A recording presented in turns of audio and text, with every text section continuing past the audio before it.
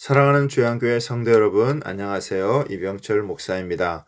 오늘도 나의 반석이 되신 주님 위에 굳건하게 서서 모든 것을 감당하는 복된 날이 되길 바랍니다. 12월 4일 금요일 셀라이프는 하늘에 있는 성전이란 제목으로 본문은 히브리서 9장 23절에서 28절까지 말씀입니다. 오늘 본문의 말씀은 예수 그리스도를 통하여 단번에 완전하게 이루신 구원에 대해서 말씀하고 있습니다. 오늘 본문을 통해 두 가지를 살펴보겠습니다. 첫 번째는 예수님은 자신을 단번에 제물로 드려 죄를 없이 하셨습니다. 26절 하반부에 보면 이제 자기를 단번에 제물로 드려 죄를 없이 하시려고 세상 끝에 나타나셨느니라 하고 했습니다. 이스라엘의 제사 제도가 보여주는 것은 사람이 하나님 앞에 나가기 위해서는 죄가 해결되어야 한다는 것입니다.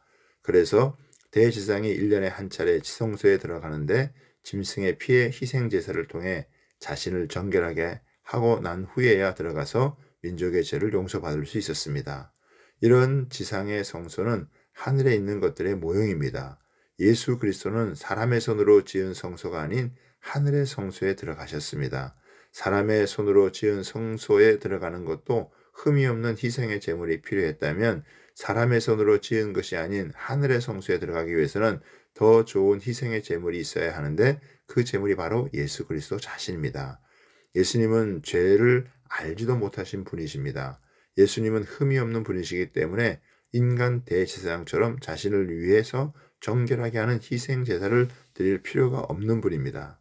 다만 흠도 죄도 없으신 예수님은 우리의 죄를 위하여 자신을 단번에 제물로 드리셨습니다. 예수님이 세상 끝에 나타나신 목적은 자신의 희생 제사로 말미암아 죄를 없게 하시기 위함입니다. 이 제사가 완전하고 충분하며 최종적이라는 것은 예수님이 오직 한 번만 죽으셨다는 사실에 의해서 증명이 되었습니다. 만약 각기 오는 세대에 반복해서 제사가 드릴 필요가 있었다면 거기에는 많은 성육신과 많은 죽음이 있었을 것입니다.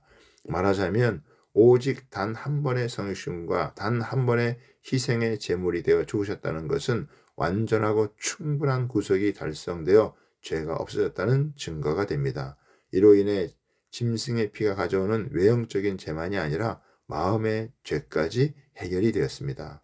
두 번째로는 예수님으로 말미암아 구원을 받고 심판을 면하게 됩니다.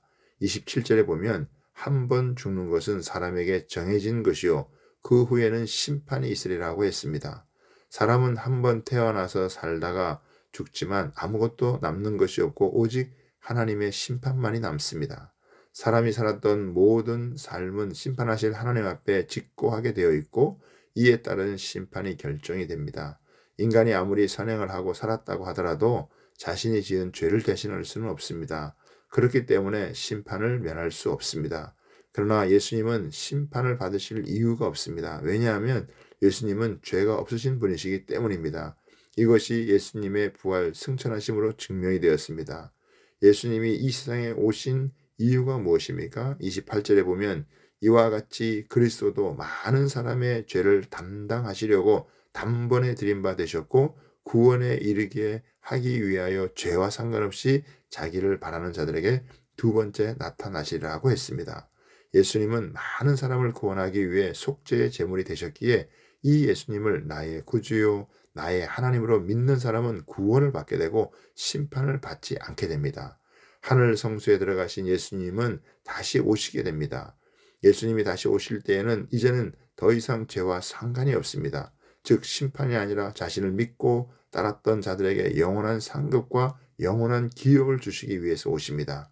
이미 예수님은 초림을 통해서 십자가에서 죄를 다 사해 주었기 때문에 다시 오실 때에는 불신자들에게는 영원한 형벌을 내리시겠지만 신자들에게는 영원한 구원과 하늘의 안식과 영원한 기업을 안겨주실 것입니다. 우리는 지금 예수 그리스도로 말미암아 구약의 대제사장도 누리지 못한 놀라운 특권을 누리고 있습니다.